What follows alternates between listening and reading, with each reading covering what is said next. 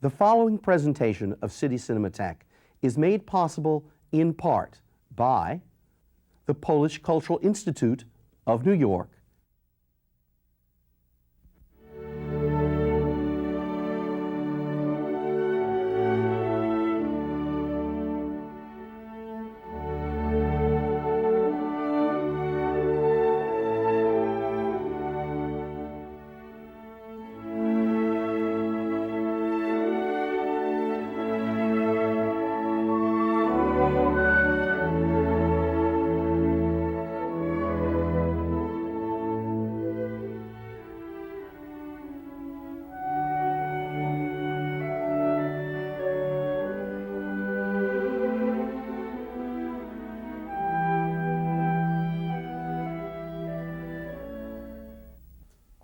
Welcome to City Cinematheque, where the art and pleasure of the movies are the subject of serious discussion.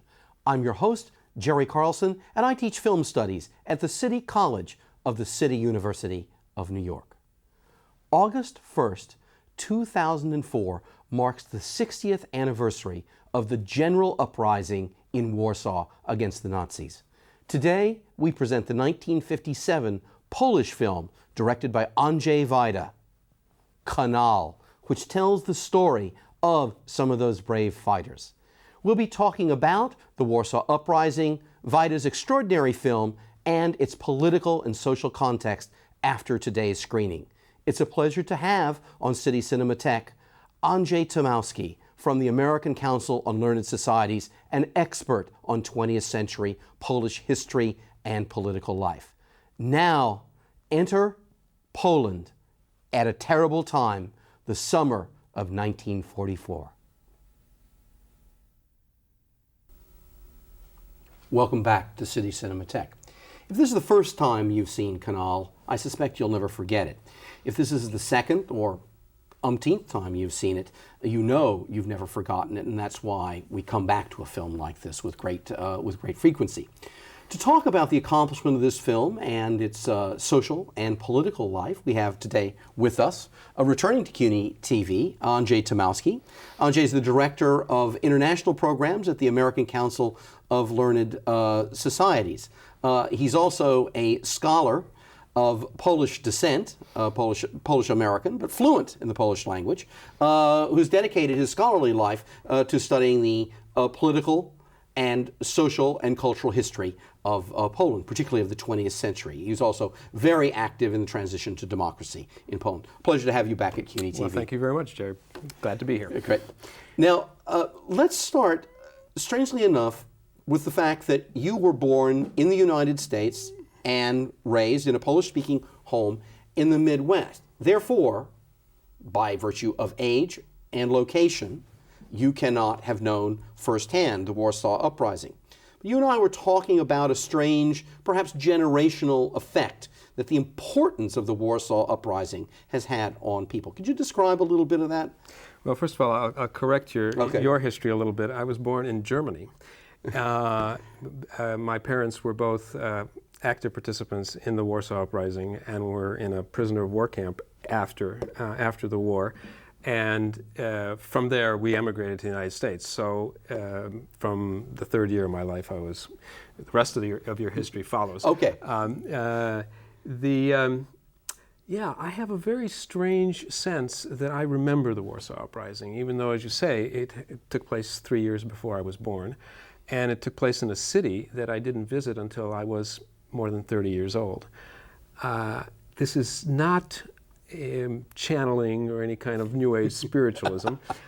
This is social memory and the effectiveness of social memory.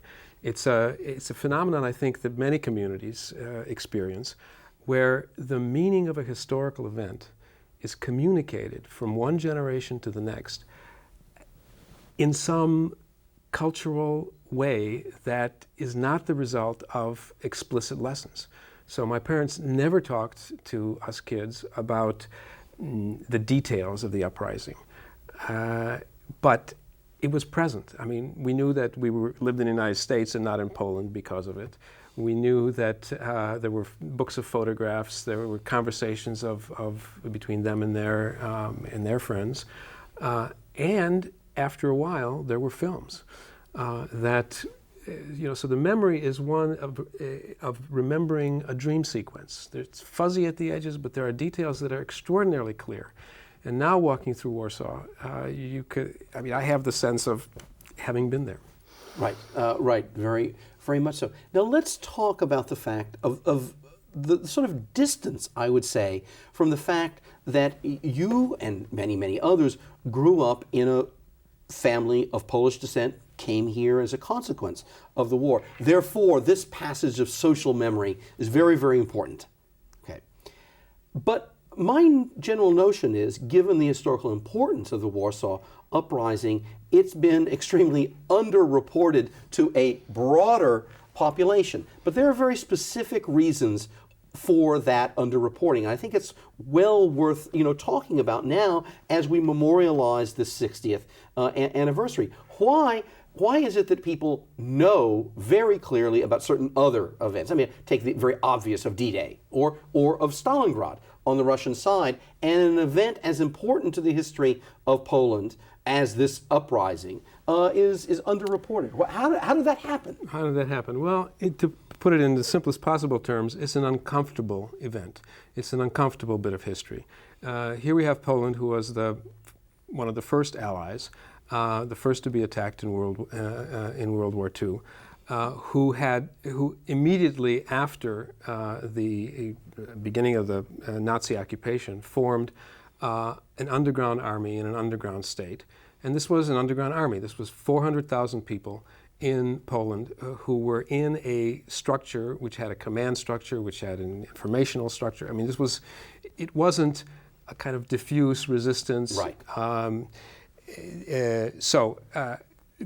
At the end of 4.5 years of the occupation, they take up arms to fight the Nazi machine in the expectation that the Allies would support them. The cause was obviously hopeless. These 125,000 people who happened, underground army soldiers who were fighting in Warsaw, couldn't possibly defeat the Nazi machine. But this was August 44, so D-Day was June 6th, 1944.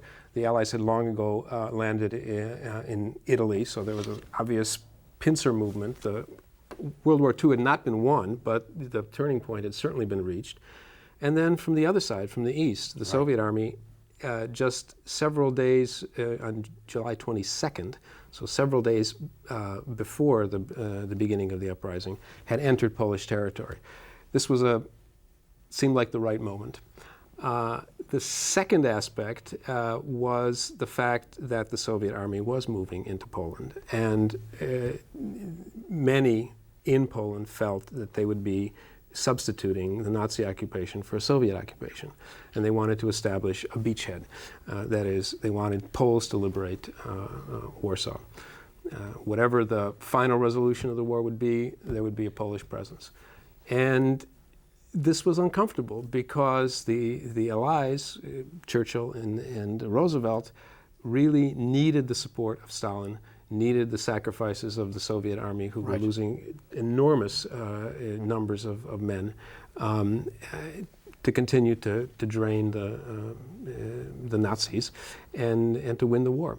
So they couldn't support Poland over Stalin's objections or benign neglect, and Stalin neglected the Warsaw Uprising benignly and not so benignly.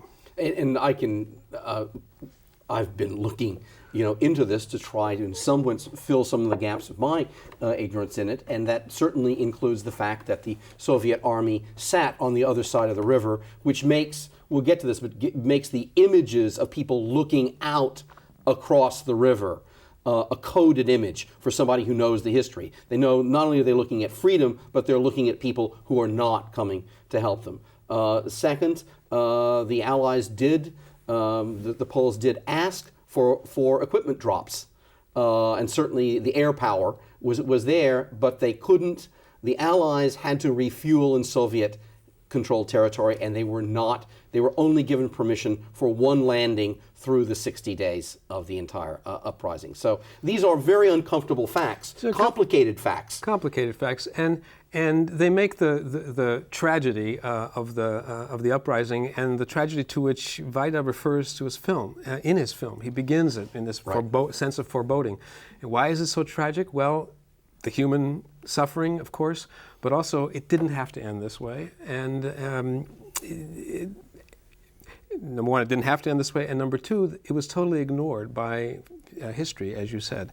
It's very little is known about it. Well, let's talk a little bit about the circumstances, political, more than anything else, as well as artistic, but specifically the political circumstances of the making of this film. Because from what we've said, not only is this an uncomfortable story to be told for the Allied side, because here are people fighting for themselves and for you that you can't aid, and it's always embarrassing if something like that happens, but with eventually the Soviet control of Poland achieved by the Red Army and the instatement of the communist government there. Obviously, this is very uncomfortable from that side. So this is 1957 when this film comes out. That's not so long after the war. It's only 12 years. Why can this story be told by a Polish filmmaker in 1957? Well, because of the death of Stalin in 1953 and the thaw that, the cultural thaw that, as well as a political thaw, of significant proportions for that time that took place after his death.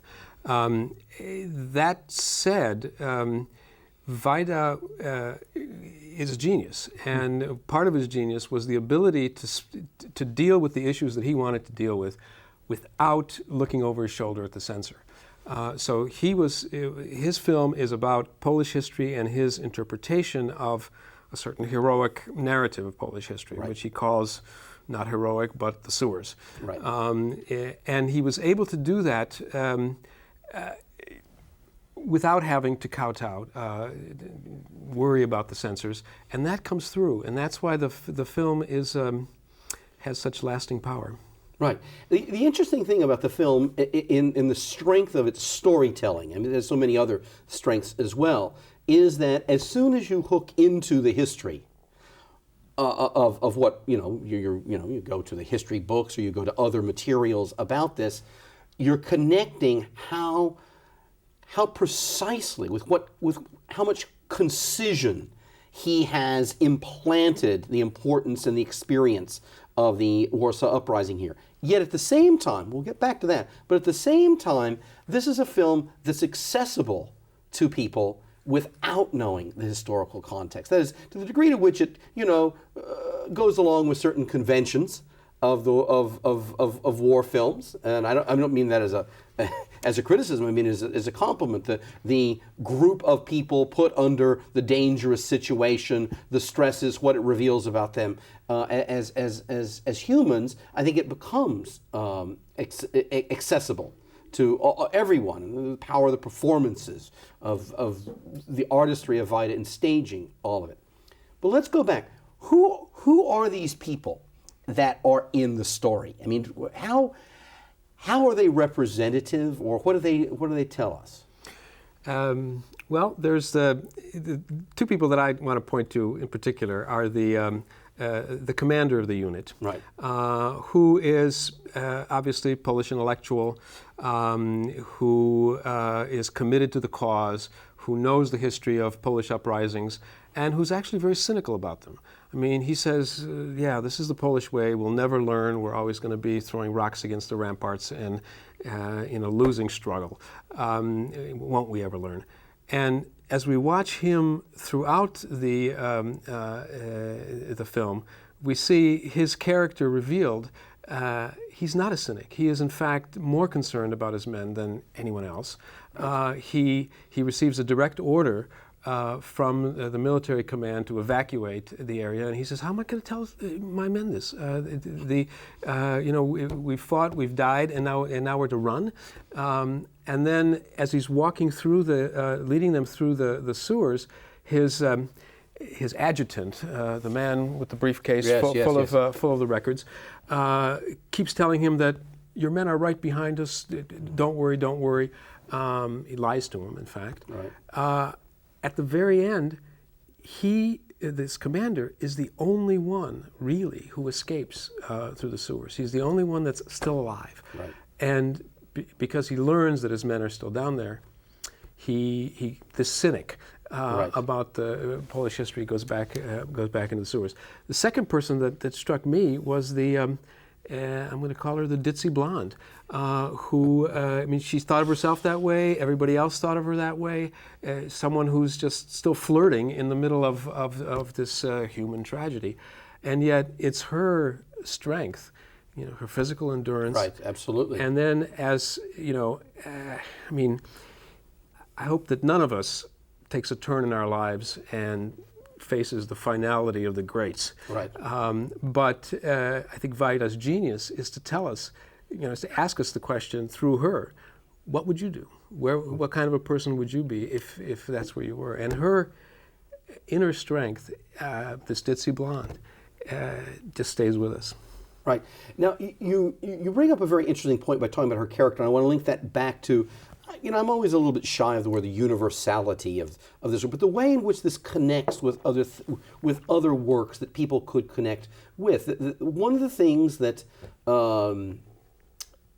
many other works of art from many other countries are dealing with in the 50s in the stalemate of the Cold War at this point is that there's a way in which time really sort of seems to stop. I mean, the whole notion that everybody's going to be liberated after the war and move forward, all the promises in a certain way. So at least among a certain section of people, there's a whole notion of, could we be trapped in a kind of cyclic time, of a kind of way that we're always going to end up repeating all kinds of gestures? And I'm thinking of, famous works like Waiting for, Godot, or No Exit, things like this. And this work, which while connected with very specific Polish notions of what's been our experience as a people, I think feeds into that. I mean, the notion of him going back into the sewers, that at the end, that the most heroic thing he can do is to repeat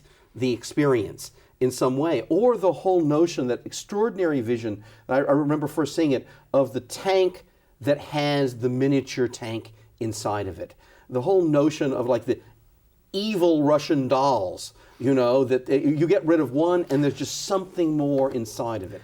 That sense of entrapment is extraordinary. Yeah, it's I mean, the film was made in 56, 57. It's a time of existentialism. So Sartre, Camus would have understood completely the no exit format of Vaida's work. In a different sort of way, but related, you've got the loneliness of the long-distance runner. Absolutely. At the moment of victory, he stops. Unintelligible, except in a rationality that is born of the experience and that is understood by someone who understands the experience. Right. No, I think you're on the mark. Now, there's an interesting other character I think is worth, they're all so interesting to talk about, but that's the last character introduced in that extraordinary introduction of the remains of what seems to be a platoon, and that is the artist. Why is he there? Why is he there? How does he function within what it tells us about the social structure of Poland, and also why do you think he's in the film? He is the artist. He is the one who's considered to be useless, who doesn't know why he's there, he introduces the vital element of calling his family and listening on the phone as the Nazis break in and take his wife and child, and deals with that essentially by helping the resistance, but also by going crazy, right. Losing his mind in the sewers. It's how we want to comment on the role of the artist in Polish society. I'm not going to try that. Well, okay, we've only got 30 minutes. I think we need the entire mini-series for that. I think we would. Yeah, but what is interesting to me is that while this is an incredibly gritty film, It's also an extraordinarily beautiful film. I mean, certainly in the aspect of the way in which it highlights the heroism of the characters, but also as a material object of art. We simply remember these images for their beauty, even as they reveal the horror of the war. And I keep thinking that character is there because he inserts that question. Yeah. How is art related? To what degree can it or can it not communicate? Yeah, well, they want him to play popular tunes, and he plays stuff that's too avant for anybody to understand. Yeah, so gives another dimension. Yeah, absolutely. But one of the things that happens in Polish cultural life in the 50s is that while the prescriptions are coming and prescriptions are coming from the Soviet Union on what good art is. Okay, one of the features of the thaw is the degree to which the countries of the bloc all take different directions with different strengths. Okay, and one of the Polish, two of the fields in which Poland asserted itself, one is film, and the other is actually music, with a composer like like Penderecki, etc. So there's a way in which that avant-garde music in there, one which is non-melodic, and there's this whole question of how do you even tell this story because this is such a chaotic thing. Stories are like melodies. I mean, you can follow it, like you can follow the popular melody, but it's also comforting like the popular melody or stories. So it brings that, in. It brings that element in, but also, just as you pointed out, well, you go in that direction, you claim that this is better and more expressive of the experience, but the problem is, it genuinely isn't popular. Mm-hmm. People and the music that Vaida uses is very sort of melodramatic and the greats. So he doesn't go for that. I remember the avant-garde, right, in his own. It's interesting because you get all these different pieces, musical styles in there, and you get to consider what their relationship is to the expressive needs both of the movie but also of the characters. What they how are you going to use art under these circumstances? Now let's move on to another aspect of the film, which is in one word, the imagery of the film. The fact is that this is a film that we remember how it looks. How do you think that's related to social memory? I mean, what do you? Well, it's certainly it's iconographic. There are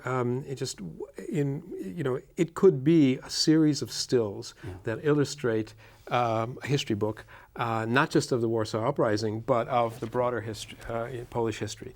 You have the elderly sort of commander, the corpse that they find in the who is sort of everyone's distinguished grandfather. Right.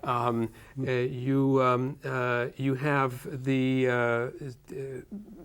young kid who in the scene where the unit is going down into the sewer. They stop and the commander talks to the kid with a rifle at a barricade, who's completely blasé.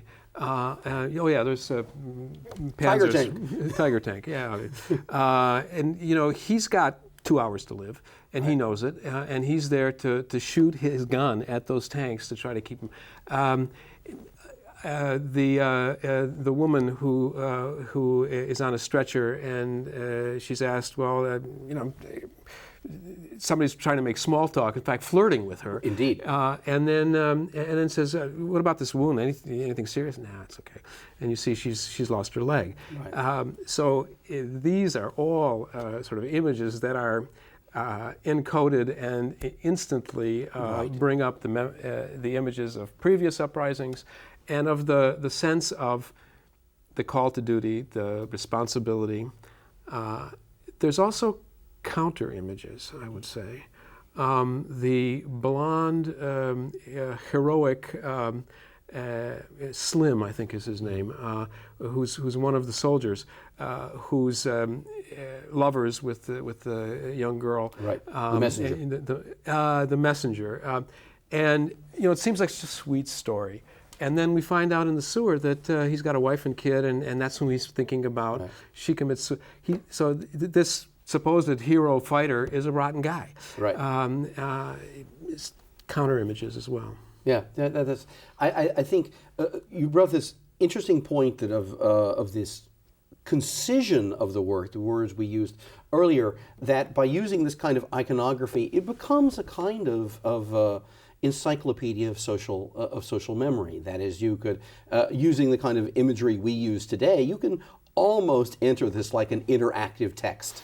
You could almost digitalize all of this, and certainly, it's created as something to tell the story in a linear fashion, but you can almost enter and extract a whole set of social memory that is implied by any number of images in the film, including simply the level of devastation of the city, because in now the 15 years since the massive changes in Poland, you go back and everything has been rebuilt, and so it's very difficult for people to understand that what you see as rebuilt is rebuilt. This is not the original, because this is what it looked like 60 years ago. Mm-hmm. This level of devastation, which again, more recently in The Pianist, we saw very much as well. The Pianist did a very good job at the shock of the devastation.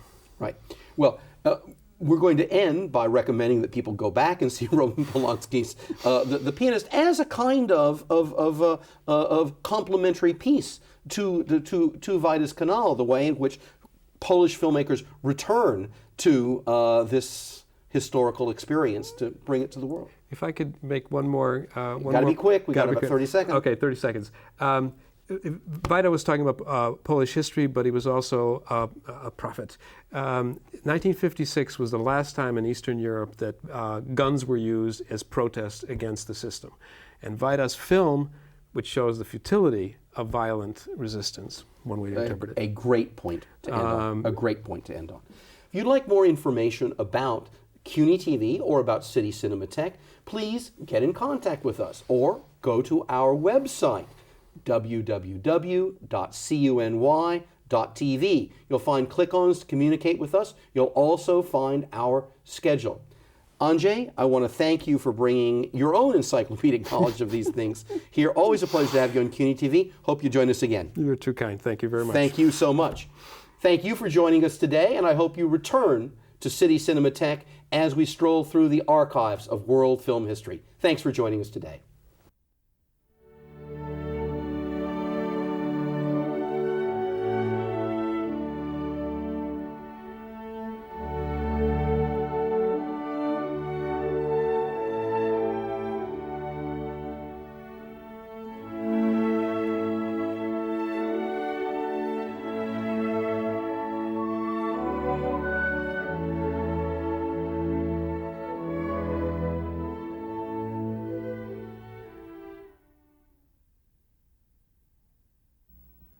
The following presentation of City Cinematheque is made possible in part by the Polish Cultural Institute of New York